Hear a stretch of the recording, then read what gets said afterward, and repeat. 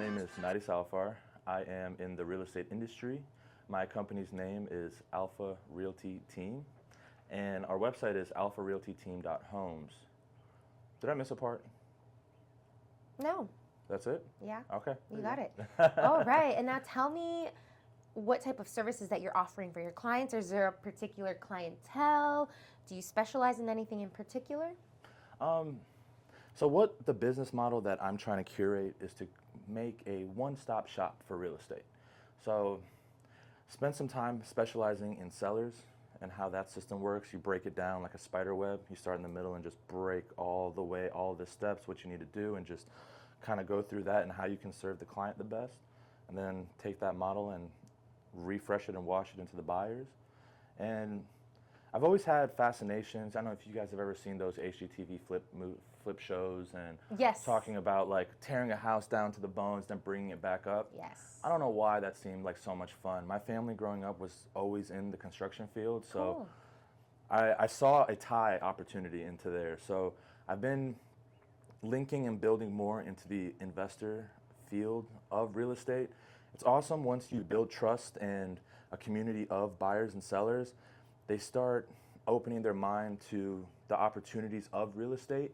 So in there, it's like, hey, Maddie, I have this equity build up here, or, you know, I came into this fund, or I want to take it out of this investment funnel and redirect those assets to real estate. And then from there, we can go choose what you'd like to do with it. It's really fun because I've grown my service area outside of just like we've talked about, I live in Ashburn. So when I first started real estate, the brokerage I started at was even in Ashburn. It was like One Loudon was everything. And they kind of taught that about zeroing in and just being an expert in an area. And I appreciate that and I like that. I've grown to realize that the people who trust you and believe in you sometimes don't always live in this specific area. Sometimes they might cross the border into West Virginia, or maybe a little bit north into Maryland, or let's call it DC. You know, all of these are within an hour's reach. And I wanted to be able to reach all of them. That way, if a friend came to me and said, hey, Maddie, I want to buy a house in Charlestown, West Virginia. I saw this pricing opportunity. I was able to get this giant single-family residence. It's listed for like $400,000. In Ashburn, that would be $700,000. You know, and I'm like, let's jump in the car, let's go see it.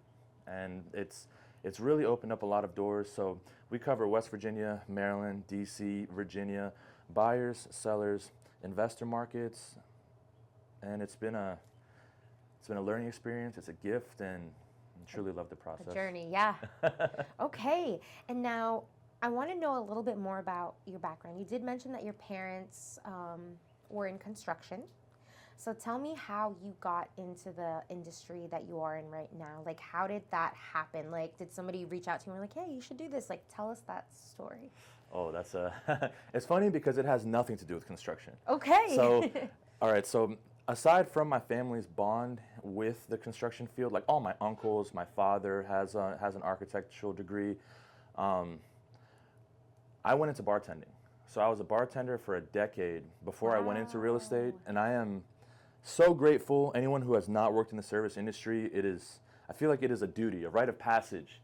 It really teaches you how to be exposed to different personality types and how people handle certain situations, and it teaches you yourself. Well, I feel like we're getting a little sidetracked here. The main focus is how I got into real estate. So I was bartending. I was at an age of influence. I didn't know what I wanted to do. I wasn't sold on the idea of college, and I was sitting at the bar making drinks. There's always these regulars that come in, successful business owners. They sit back, they laugh like there's not a care in the world. I respect their opinions. They're generous people, you know. So I'm sitting there making drinks one day, and I asked, the gentleman's name was Sam. Sam, if you're watching this, I owe my real estate career to you. Oh, shout out. Shout out Sam. So I was behind the bar, and Sam looked at me and said, Maddie, you know, if I were to do it all over again, I would choose real estate. And I'm in an age where tech is blowing up. And I was like, you know, I want to do real estate sales. I want to be able to travel the world. I want to be able to connect with people. And I really thought that was exciting. I love humanity. I love people. I love connections. Making someone smile or laugh is like It does something to you. It's almost selfish how good it makes you feel. Yeah, in a way, yeah. Thank you. See? So, and when he said that real estate thing, I was like, all of those things that I loved about IT sales, I could do in real estate and maybe even take it further. So let's give it a shot. I went to go chase the real estate license, and a bartender who does not need to write down an order, who does not need to read a book, comprehend, take tests. Well, we did bar champs. Bartending champs is like a revalidation for bartenders for like ingredient tests, speed tests, pour tests, flair. Like, have you ever seen someone like flip a bottle, Yes, catch I have. it, or pop, all of that? It was the time of my life. Wow. But I had no need to, like, I wasn't studying, in school. So pick up this giant book, real estate education book, and went through it and started to put chapters away, start doing audios. There's a gentleman on YouTube, anyone who's trying to get their real estate license, I recommend, it's called The Prep Agent. When I was younger, when I would shower, I'd put on the JBL, my favorite tunes, and I'm in the shower like, having the time. Yep. Now I'm trying to pass this test. I need my mind to be always in the constant thought of real estate. So I'm in the shower like chattel is like cattle because it moves. Oh my gosh. And you're like, yeah, that sticks. And then slowly those little things, and past Virginia, and it was 2019, like right before the market. Like 19 was fantastic, and then 20 was like, it's like you just learned how to walk and everyone is like running around you, and you're like, wait a minute, where are you guys going, Yeah. So just trying to like find your feet, and I was really looking for guidance in real estate because I don't have a relative, I don't really have a family member, like coming to America, there wasn't like somebody that did real estate in my family, I didn't even have close friends that did real estate. You hear of these successful people and you're like, millionaires, what do you invest in? Somewhere in the top of their portfolio, if not number one, is real estate. You just jumped right in, didn't you? Yeah. I want to say that please. is amazing, and this is why I love asking everybody who comes in, no matter what industry, how did they get in there? Because I love seeing when their face lights up and they talk about like, man, like they're reflecting where they are right now and where they were. I think that's just so cool, and you have such a great personality, so friendly, approachable, and like easy to talk to. So I think that is so great, and obviously, like, I think that is so important for real estate, like to have a good heart and a good personality and just have a good outlook on life. So I think that's amazing, and thank you for sharing that YouTube Prep Agent. Yeah, Prep Agent, for anybody who's listening and maybe they're thinking about getting into real estate or curious about it, and sharing your resource that you use to help you and where you are today. I think that's just so great. Well, thank you so much. Yeah, if there's anything I could do to help anyone, I listen to a lot of motivation in the morning. I feel like there's a lot of power in like getting the right mindset before you go attack the day. And Denzel Washington said, each one teach one. And it's very selfish of you if you have some sort of knowledge or a gift to not share it with the world. So anytime someone comes to me, and if anyone does listen to this podcast and has any questions or anything about real estate or wanting to see where their future could go in it, or even if it becomes a part-time opportunity to your full-time career, I'm here to you, happy to help. And all my social medias, like, we're going to put them up there, so please reach out. Yeah, absolutely. Thank you. I want to talk a little bit about marketing. How are you getting it out there about the type of services that you do? I know you were diving in a little bit into video and content creating. If you want to share with us how that's been and what you're learning. How long is this podcast? We got time. All right. So when you go to real estate school, they teach you about real estate and kind of like how to not get sued. What they do not teach you is this industry is a marketing industry. This business is all about you and selling your unique, like, what is it called? Value proposition. So I didn't know how, in the beginning. It all started with like seeing all the realtors post on Facebook. And then it was like, all right, well, then you see realtors advertised on Google. And then it's like, oh, Zillow. And then you're just going by your office asking everyone like, hey, what do you do? And what do you do? And everyone just keeps saying, oh, it's referral, it's my community, your sphere. And I was like, no, it can't be true. There's got to be a better way. And I feel like if I gave someone $100, they'd be able to give me a phone number that I could call that would sell a house. There's truth to all of it. But the reality is, if you're just starting out, you just need to start with the people you know and just build value. Let them know that you have the knowledge and that you are a resource. And that's kind of how I started. I did not give up bartending for 2 years into real estate. So I was like a realtor by morning and a bartender by night. So I can't curse in I promise you not. I would be bartending, and you would hear people having conversations about trying to purchase a property, and they're not my clients. But I have this knowledge. I would just lean in and be like, "Have you guys tried this?" Yeah. I would tell your realtor to look into this strategy, and they're like, "Who is this guy?" You know, like Bartender? What? Yeah, and it's just like I just started giving the information away for free. I was like, they might not be my clients, they might not never, but guess what? This is real information, and if I get it out to enough people, they will look at me like the way people feel about Google. You know, hey Maddie, I have this real estate question. I don't know how to answer it. Cool, but Maddie does. You know, Yeah. And if he doesn't, he'll go figure it out. And that's kind of been the thing I've held on to the tightest. And I know we're talking about marketing, but that is marketing. Like just being open and curious to the world. Someone comes up to you in the morning, a stranger, when you're talking about coffee. What do you do? Oh, that's really cool. You work in sales? Yeah, me too. You know, I work in real estate. And then that opens up the conversation to a possible friend, somebody that they know that might want to do it or something. It's just awareness. Yeah. And by the simplest terms, that is in 5 years, that has turned into marketing. No, that's brilliant. And I think that's great. That ties back into how you like being around people and helping them. Like you just hear and you want to help them.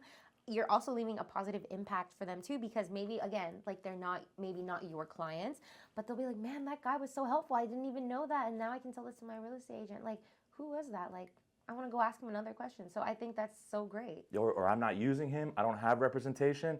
Let me get his phone number and start. You know what I mean? Exactly. Like, nobody knows. And if you go, I'm sorry, I feel like I just took your thunder right there. No, one take last it. little tidbit right here. No, please. You know, I feel like in my beliefs, if you are passionate about something and if you feel like that you want to contribute something, then it should never come from a place of taking. So like, I don't sell real estate because I want to take commission money. That is how it goes. I love real estate because I love the feeling at the closing table. When you get to go and they've worked so hard and they've given an entire breakdown of their entire life to the underwriter and fought nail and hammer to get their offer contract accepted, and then they're sitting at that closing table, they're signing that last little document, and I bend the corner with some flowers and then maybe a nice bottle of champagne, and I'm like, hey, you did it. You get to go home and sleep in your bed. Like, In your new home. how crazy is that? Yeah, that's huge. That's like such an important, big deal for them, right? And you get to be there and experience maybe their first home or their first time selling a home.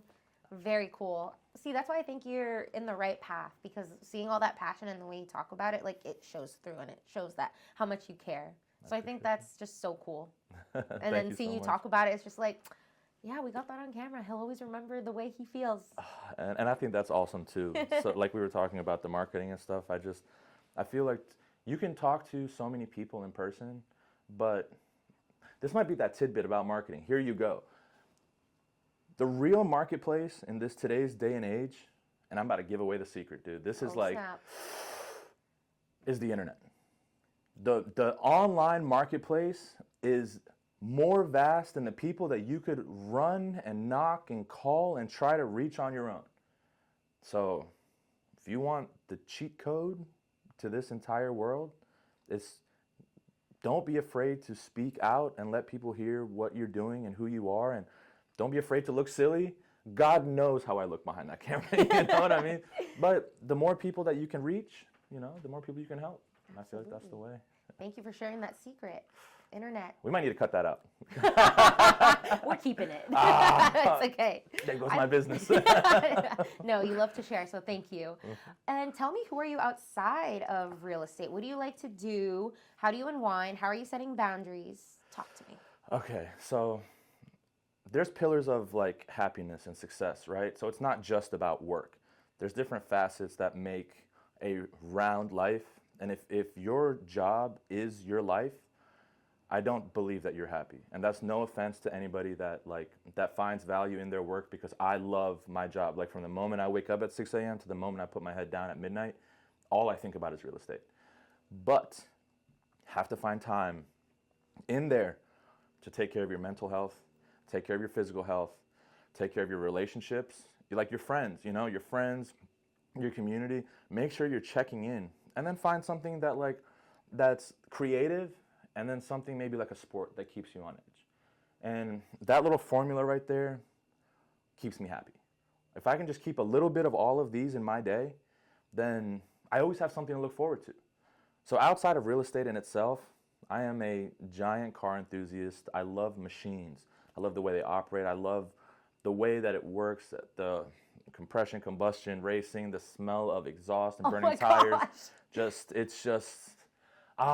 So maybe I'm working in real estate to one day race Formula One. There you go. I love that. So racing cars, building cars. I own a Mustang. I have motorcycles. I really enjoy, and there's a camaraderie aspect of it. You go to car meets and you have friends that have cool cars, and you guys start comparing what they did and who they used, and it's kind of like Legos as an adult. Yeah. Yeah. So cars is one.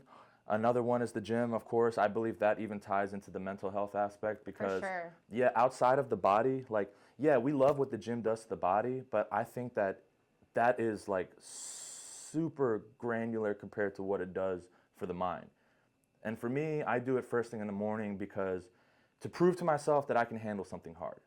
And once I've reached that level, then I feel like I truly come from a place of all right, you've broken down all of those that anger in the day, and now you are just a humble version of yourself that can walk through this earth, Yes. Because if you lift in the morning and you leave, you feel destroyed. You're like, every activity, pump more caffeine in me, get more protein, drink more water, because I am falling apart over here. Yeah. Oh my gosh. So the gym, and then I picked up little stuff. Like last night we went and did airsoft. I enjoy shooting, and I know that's controversial to a lot of people, but I feel like safe gun use, maybe as a sport even, is healthy. We go to the range with a couple of buddies. I think it's fantastic. You can take the whole gun apart, put it back together. Wow. Talk about different components of it. Trick it out like a car would. Oh my gosh. Put different pieces on it. Some rhinestone, a little pink. If you really wanted to, yes, go watch any of these Sicarios or whatever. They got these gold-plated pistols. Oh my gosh. So it is fun, but so last night we did the other aspect of it, right? You play video games, or this is like video games in real life, to where you put on a chest plate, you put on a mask. It's completely regulated. It's completely safe. It's indoor. They create obstacles. 2 teams breaking up, and they're airsoft, little plastic bullets. You chrono, so everybody is shooting at the same power. Yeah. And then you just kind of go through these obstacles, blue team, red team, and so. I love that. Outside of work, I guess that's kind of what fills my time. Yeah, no, I'm glad that you're finding a balance so you can give the best of yourself to your clients, right? So I think that's great, and to take care of yourself, because that's also really important. Exactly. Which goes to my next question. For anybody who's listening out there, and maybe they're inquiring about selling or buying a home, why should they come to you, and what can you offer to them? Absolutely. They always talk about the elevator pitch, or that value proposition, and I guess I've never talked about what my 200 word pitch would be, but if it were to be in a way, it would be that this is not you coming to buy a car. This is not a sales experience. I am a tool in your toolbox. I come at it in that perspective. You come to me as a resource. We will go through. We will figure out all of the little factors that make up how you got to this moment before you called me, and then we'll figure out all the little factors that it'll take to reach the goal that you want to achieve, and then we'll tie it up into one plan, and once you're happy with it, we'll execute. Period. I love that. And what are some current challenges in the real estate market that you've encountered, and how are you dealing with them? There's a lot of noise. We're in a very dynamic market right now with everything, as far as the interest rates. You hear it every day, oh, interest rates. What's the interest rates? What's the interest rates? And I'm like, oh boy, there's a lot of noise, and then there's obviously what's going on with politics. We're going to have a new president here come the new year, so that has a lot to do with how people want to allocate their funds, whether they want to be a little bit more conservative or whether they want to go out more. The shift in the market as far as how homes are readily available is its own battle in itself, because we're in a gigantic housing shortage. And with the inventory that we have now, I feel like not enough listing agents are going out and educating their sellers to deliver a ready home. I believe that sellers have this made up in their mind that if they just list their home, somebody will just take it in whatever condition. And in a hyperinflated market where homes are expensive enough as they are already, and then you bring a buyer who's stretching because inflation, right? They're stretching as much as they can to reach that property. They buy that home, and now they don't have any extra funds for renovations. That's why it's pushing a lot of people to new construction. And the new construction knows that, but maybe it's not in the exact area that you want it, because certain areas are gentrifying. So there's a lot of pieces that go into it. So if someone tells me that they want to wait until next year to buy a home, or, oh, you know, we might not do, I ask why.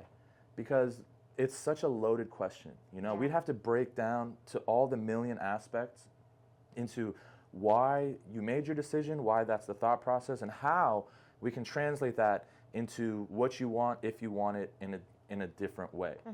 And I feel like that kind of goes back to the value proposition, and also the heart of this industry. It's like, how can we service you? How can we serve you the best? And that's the importance of picking the right realtor. Absolutely. No, thank you for sharing that. That was very, wow, my brain is just like, what?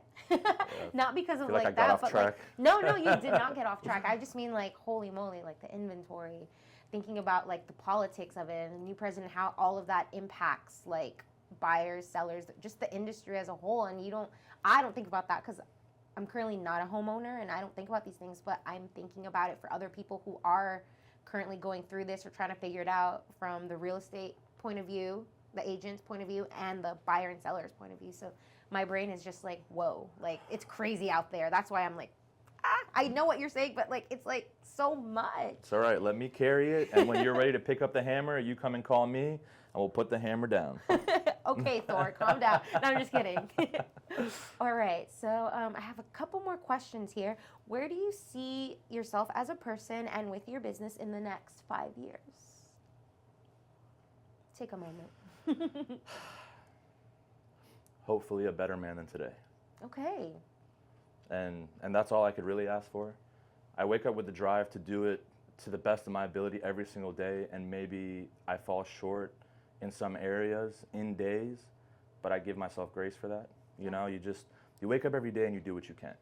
And you hope enough days like that will lead to a different life. And I know what I want out of the next 5 to 10 years, and I want to share it with you so I can hold myself to it, but it'd be more exciting to see it in that time and then go back and reflect. But I pray that it's a better man than today. Okay, thank you. I love that.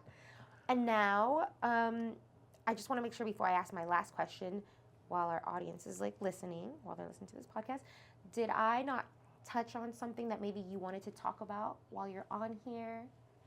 If you're not subscribed to the Aliman podcast, you should do it today. Oh my God. And follow him too. What's your Instagram and your YouTube? So my Instagram is Mahdi Salarfar. I have created a Alpha Realty Team Instagram, but I feel like I understand the need for a professional business page. I feel like I reach I call them my friends, but anyone who like actually is interested in me, you will go find me. You know, I don't feel the need to go advertise out to, like, sometimes you will see agents who will post on timelines, and I completely get it. That is advertising. Yes. I post all of those on my story because I feel like if you really cared, that's when you would, like, you know what I mean? Go and see it. Yeah. So it's just Mahdi Salarfar. Mahdi Salarfar is my Instagram. Mahdi Salarfar is my Facebook. AlphaRealtyTeam.homes, and we have a contact us page. You can go there. It'll go right into me, and I'll get a ping from my team, and I'll reach right back out to you, and I'm excited to talk and help however I can. Perfect. All right, now my final question. Hit me. If you could leave our audience with a message or share maybe like a mantra that you like to live your life by and use that as inspiration for others, what would that message or mantra be? Okay, this one is like near and dear to my heart. And I have a whiteboard in my bedroom, and I've wrote it down, like I write my goals, and then I have this quote, and I've signed it as like a promise to myself, and it's right next to my door as I leave my bedroom. So I'm reminded by it every day. And it says this, and if this can help anybody the way that it helped me, the world should know about it. I refuse to believe in anything that does not empower me. Wow. And that's it. Anytime you have a negative thought, something that makes you smaller than your potential, use that and just erase it. Wow.